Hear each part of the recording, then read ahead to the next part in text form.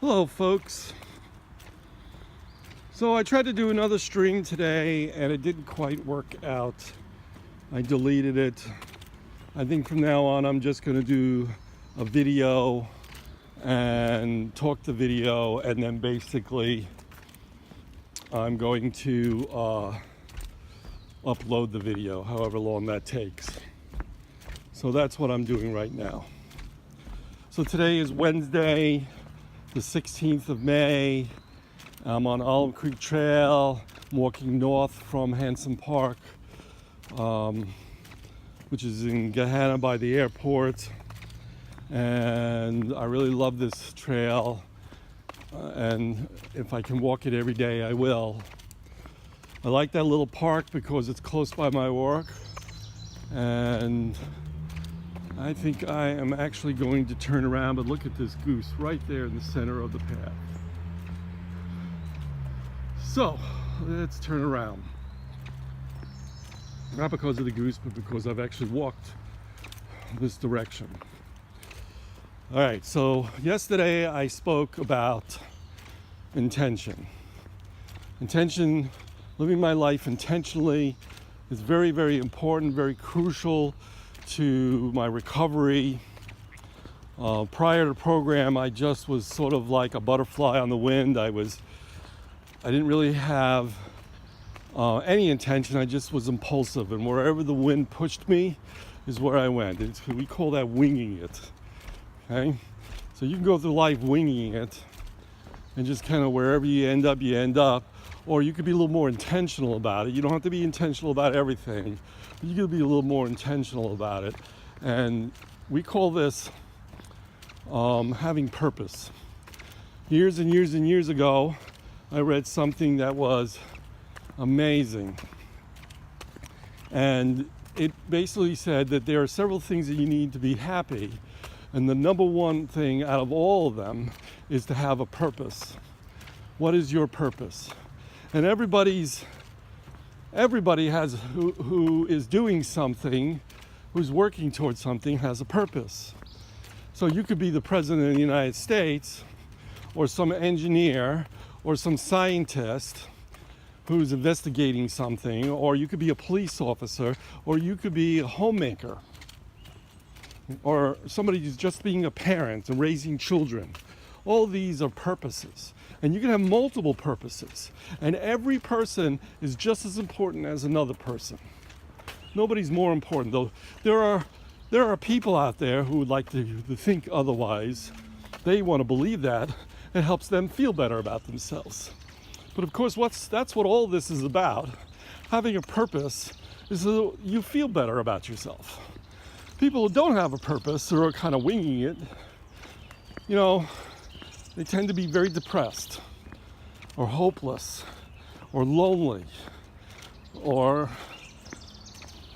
involved in some kind of addiction or compulsion, such as compulsive overeating. All right, so we want to live our life intentionally. How do you do that? Well, I'm going to say that there are really only 5 things you need to do. And everything else outside of that is just extra. So those 5 things are, you got to be honest, open-minded, willing, live your life intentionally by making goals and plans, and then put it all into action.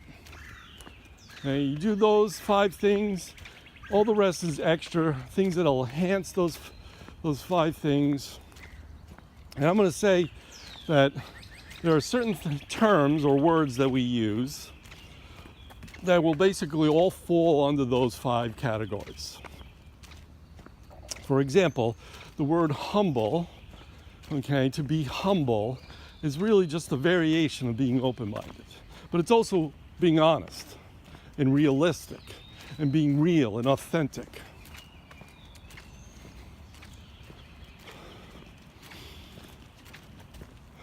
Okay, so let's look at each of these individually. And then I promise you over the next couple of days, we're going to go in depth into each one of these things, and probably way more than you would ever be interested in. But this is essentially the philosophy of life that I have adopted.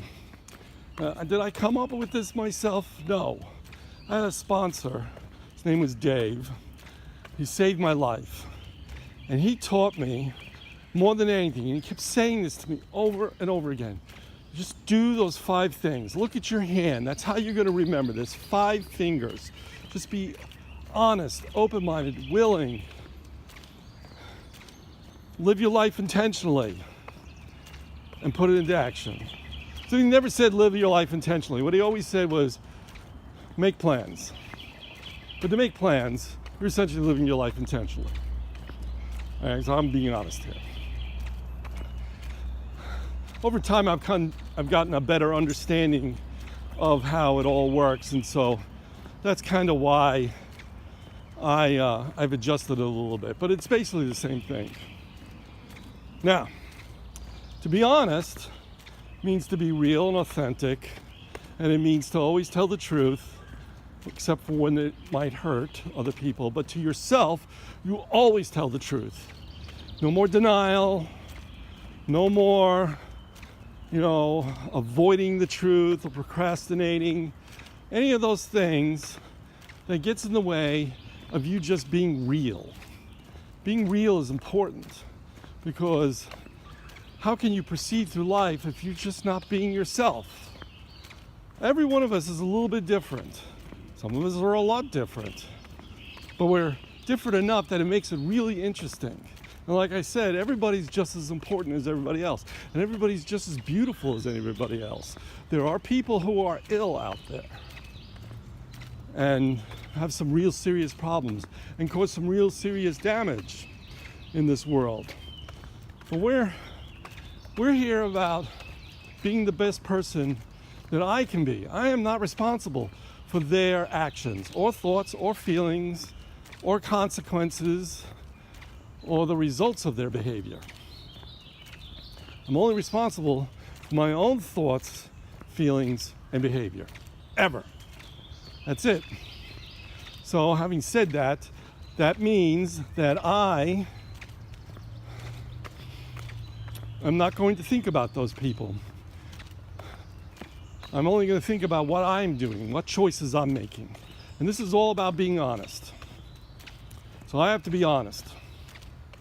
The next thing, and that's essentially step 1, right?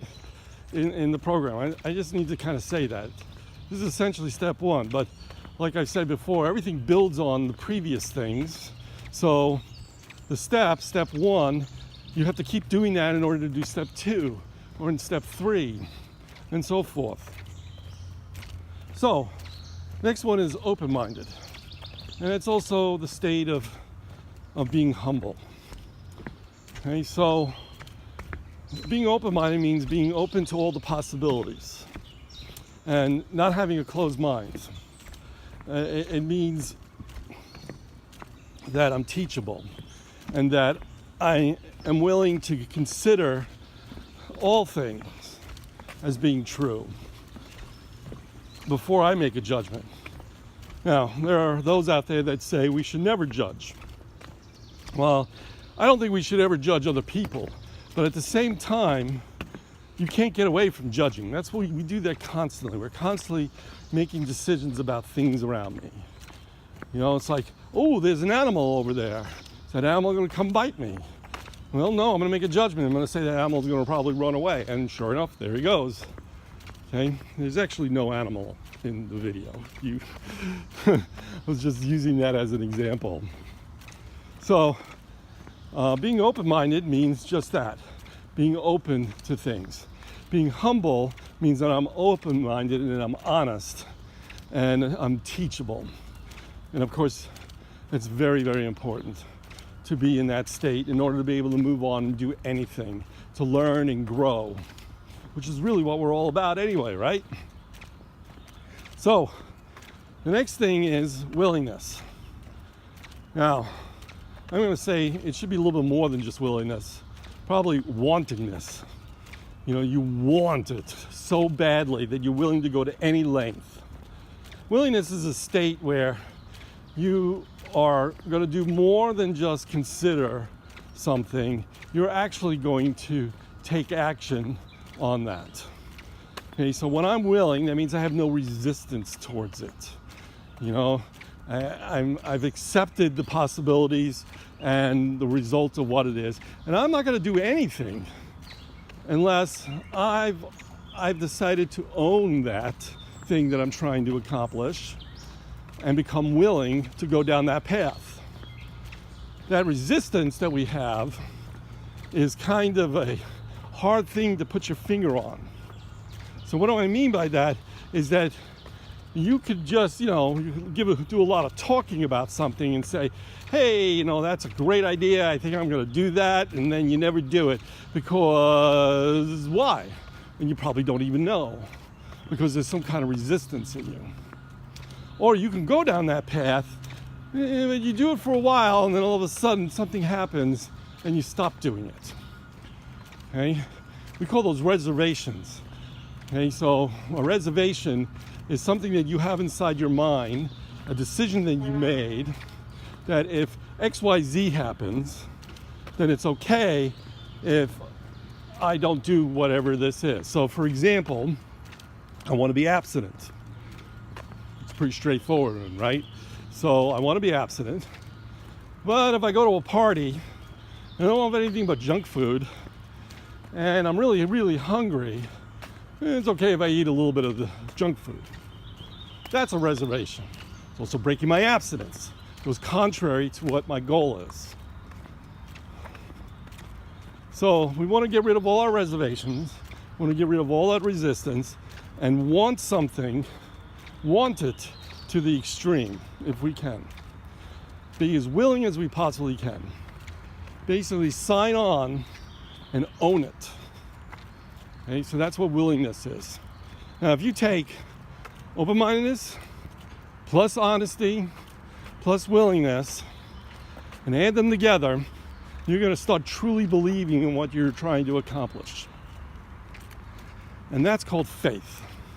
So when you have faith in something and you believe in it, you're more likely to do it. That's why it's so important to believe in a higher power, because when you believe in a higher power, the higher power is helping you, and he does, okay, and takes the pressure off of you so that you can continue to make the decision to do it. But if it seems so overwhelming, the thing that you're trying to accomplish, you're going to have a lot of resistance. We want to eliminate all that resistance, so we lubricate it with faith. But faith is the result of honesty, open-mindedness, and willingness. Okay, now, so that means we have to live our life intentionally to get things done. And that means making goals and plans. So in a nutshell, setting a goal is basically a statement of purpose. It always starts with I will. Always. I will. I will do XYZ. I will be abstinent. Goals have to be, specific, measurable, achievable, realistic, and timely. We call that a SMART goal. It means being smart about your goals. Okay? So in your statement of purpose or your goal, you have to identify all those things. So what does it mean to be abstinent? And when will I achieve this? And how realistic and achievable is it? And how will I know that I have achieved it? Okay? Now sometimes a goal is so big and nebulous that it has to be broken into smaller goals. And you may have to do that multiple times. You may have to take those small goals and break them into even smaller goals. But you'll eventually get to a point when you'll have a goal, and it's just a matter now of setting up a plan. So a plan has the steps that you're going to take to get it done, the resources you need, and any obstacles that might possibly get in the way. And every one of those obstacles will need to be attached to a special kind of plan called a contingency plan. So my goal is to be abstinent. My obstacle is parties. It doesn't have food that I can eat. So my contingency plan is to leave the party, go get something I can eat, or to bring the food ahead of time, was to make the call ahead of time and find out what they're going to be serving, and bring the healthy food with me. Either way, I have a contingency plan in place. It becomes a no-brainer. The nice thing about plans is that, and goals, is that as you go through life, you already have it mapped out what you're going to do. If you're not following your plan, you're just being impulsive. If you're following your plan, you're being intentional. It's pretty simple. Okay? So, the last thing is putting it into action. That means getting busy. It means taking every one of those plans and just do them. That's it. There's nothing fancy about it. Remember, overriding all this is the keep it simple rule. KISS. Keep it simple, silly. Okay, and as you're doing it, if it seems to be getting complicated, then you need to simplify it somehow. It's kind of important to do that. It's not one of the 5 things, but it is one of the overriding things that we need to do. All right, folks, that is today's lunchtime walk. I hope you're all doing well and that you have a great, wonderful day today. I'm almost done with my walk because I'm walking back. I will talk to you later. Bye.